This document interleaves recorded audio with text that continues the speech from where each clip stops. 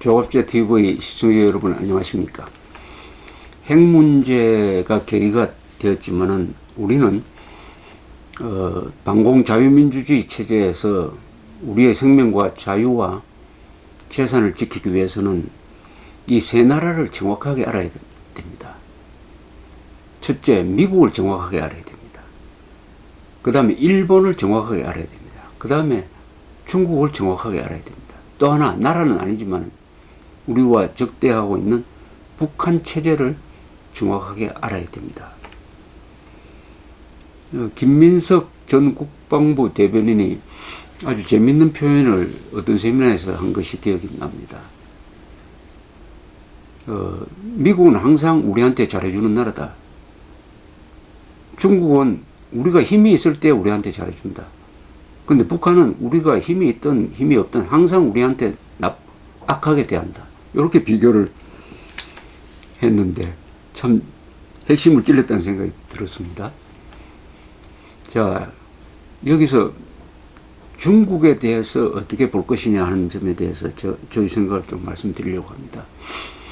한국의 이 이른바 보수 진영에 있는 사람들은 중국에 대해서 좀 좋지 않는 생각을 가진 사람들이 많습니다. 주로 자유의 개념을 근거로 보니까 또 중국이 북한을 편들고 하는 이런 점 등 그런 과정에서 중국을 너무 또 일면적으로 본다는 생각이 들 때도 있습니다.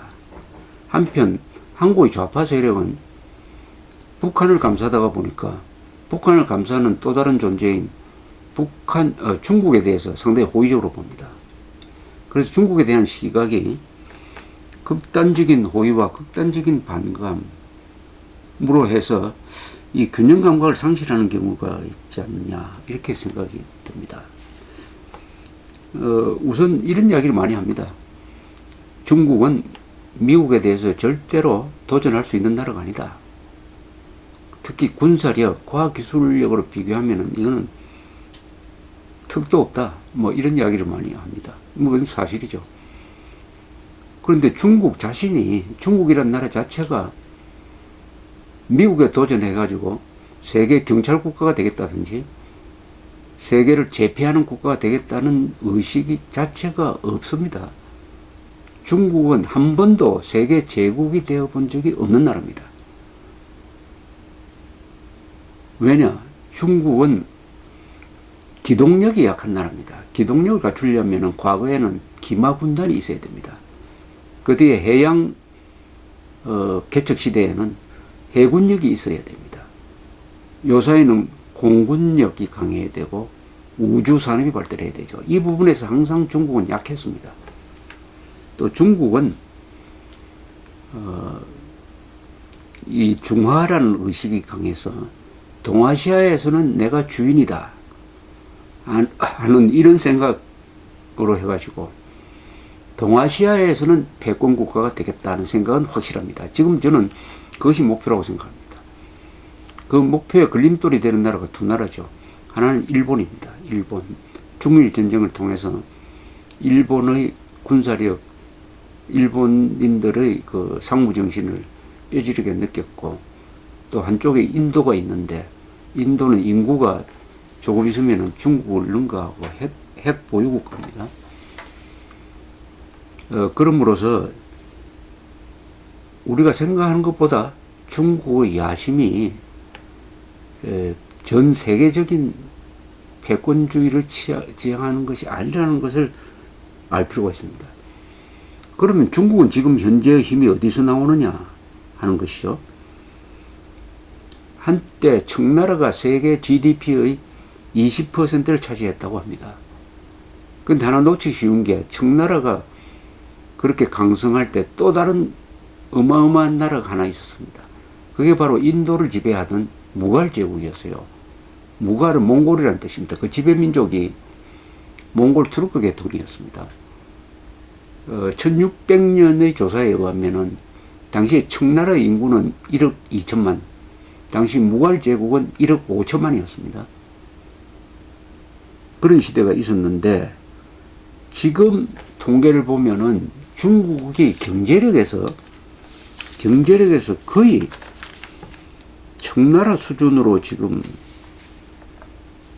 커지고 있는 것이 아니냐 하는 생각을 들게 합니다. 최근에 파이낸셜 타임즈에서 흥미로운 통계 도표를 냈는데 이걸 제가 읽어보고 꼭 우리 시청자들한테 보고를 드려야 되겠다는 생각이 들었습니다. 중국의 힘은 군사력이라기보다는 돈과 문화력입니다. 돈. 그리고 오래된 5,000년 이상 된 문화의 힘. 문화 안에는 사상, 한자, 유교,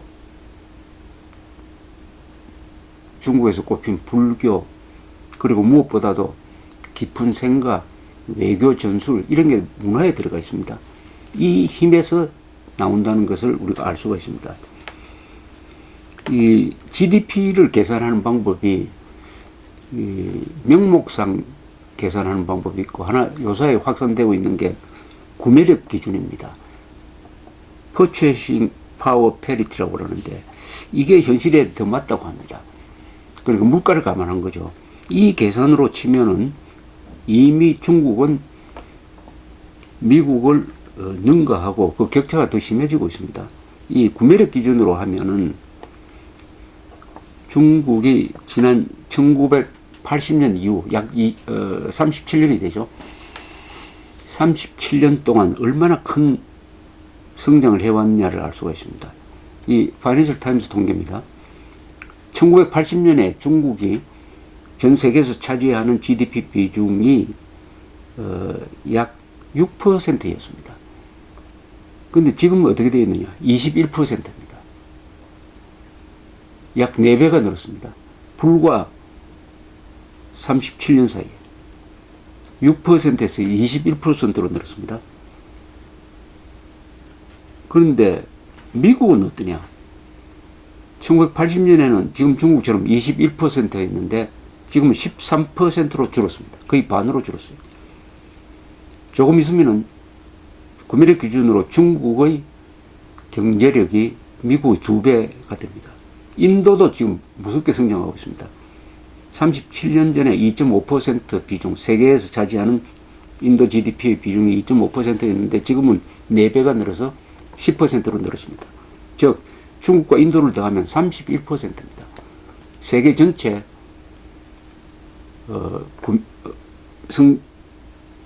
부가가치 생산의 31% 차지한 이 두 나라가 3분의 1이라는 뜻이에요. 그 다음에 EU는 27년 전에는 그 비중이 30%였습니다. 유럽 중심으로. 그런데 이게 줄어가지고 12%로 줄었습니다. 지금은 세계에서 차지하는 비중 12%. EU와 미국을 합치면 이게 이제 서구인데 25%입니다. 25%. 그러나 인도와 중국만 합쳐도 25%를 능가하는 31%나 되고 여기에 다른 아시아의 국가를 몫을 합치면은 아시아의 비중이 약 40%입니다. 40%입니다. 아시아 중심으로 들어오고 있다. 이런 것을 알 수가 있습니다.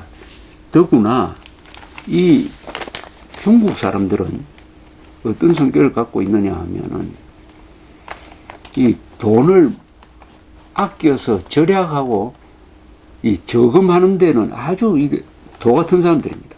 돈을 잘 안 써요, 중국 사람들이. 그러다 보니까 국가 전체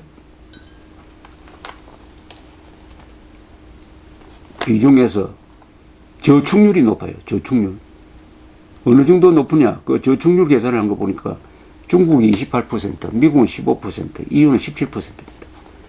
쉽게 말하면 지금 중국이 현금 보유액이 세계에서 1등입니다. 가장 많습니다. 현금 보유액.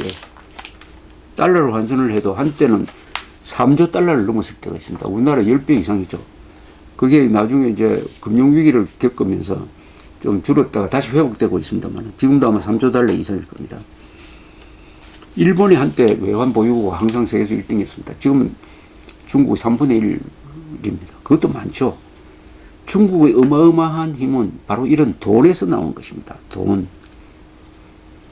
그리고 문화라고 했을 때 중국이 가지고 있는 문화가, 고급 문화가 주변 국가에 확산해서 주변 국가를 문명화시킨 점을 우리가 부인할 수가 없습니다. 한국에 불교, 유교가 들어온 것도 중국을 거쳤습니다. 무엇보다 한자가 중국에서 생겨서 한국을 거쳐서 일본까지 퍼지면서 한자 문화권이 형성되었습니다. 이게 다 중국의 영향력이죠. 그런데 한국과 중국 사이에는 이런 아주 흥미로운 관계가 있습니다. 신라가 삼국통일하면서 당나라의 힘을 빌렸다가 그 당을 축출해가지고 한반도를 우리의 활동 공간으로 확보한 다음에 다음부터는 중국 사람들 머릿속에 한국은 대단한 나라다. 그럴 때 한편으로는 겁낼 필요가 없다. 왜냐? 신라가 삼국통일한 이후에 한민족은 항상 한반도만 지키려고 했지 중부로 쳐들어오려고 하지 않는다. 그러니까 경계할 필요가 없다. 그리고 문화적으로는 항상 한국을 존중해 준다. 이렇게 함으로써 한족 중국 정권과 한민족 사이에는 천년 이상의 친선 관계가 유지가 되었습니다. 즉 중국에서 한족 정권이 생기면은 한국과 잘 지났어요. 그러나 몽골이라든지 여진족이라든지 이런 사람들이 원나라를 만들고 또는 청나라를 만들면 한국을 침략하곤 했습니다. 이 한족과는 친선 관계가 유지되다가 1950년 10월에 모택동이가 쳐들어오면서 그 천년 동안의 친선 관계를 중국이 부숴버린 것이죠. 송나라 때 이 송나라라는 나라가 바로 가장 중국에서 한족 정권다운 정권입니다. 송나라가 당시에 인구가 약 1억이 되었다고 합니다. 물론 세계에서 가장 많은, 또 송나라가 당시에 세계에서 가장 잘 사는 나라였습니다. 지폐까지 발행을 했으니까요. 근데 송나라가 이 10세기에서 13세기 사이에 북방민족으로부터 차례로 당했습니다. 즉 금나라, 요나라, 원나라로부터 당해가지고 결국은 양장 남쪽으로 도망가서 거기서 버텨내다가 원나라한테 먹혀버리는 거죠. 그러니까 부자이지만은 국방 부분에 한해서는 뭔가 문제가 있는 나라. 이 역사적 문제를 잘 아는 지금 시진핑은 군사력도 강화를 하고 있습니다. 중국의 군사력, 특히 해군력을 강화를 해서 이 중국 연안을 지키겠다. 또 중국은 해안선이 깁니다. 이게 또 해군 작전에는 굉장히 유리한 점이 있습니다. 이렇게 함으로써 자유통항을 위협을 한다. 자유통항을 위협하는 것 중에 제일 중요한 것이 중동에서 기름을 수입에 있어서는 한국과 일본이죠. 그 기름 수송로의 안전을 중국이 위협한다. 여기에 미국이 앞장서 가지고 자유통항의 원칙을 지켜내겠다 하는 것이 미국과 중국의 갈등의 한 원인이 되고 있습니다. 이 문제에 관한 우리는 어느 편에 줄 설 거냐 하는 것은 이론의 여지가 없습니다.